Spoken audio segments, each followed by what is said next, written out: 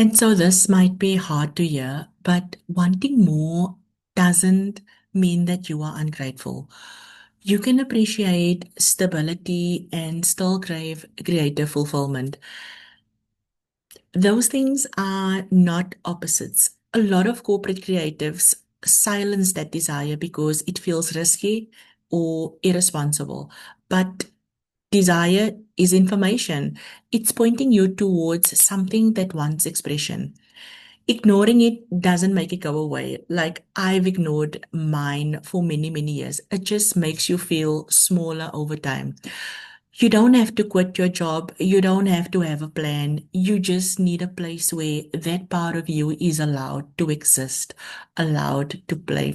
That's what the Creative Confidence Circle is all about, a space to explore what you want next without pressure or expectation.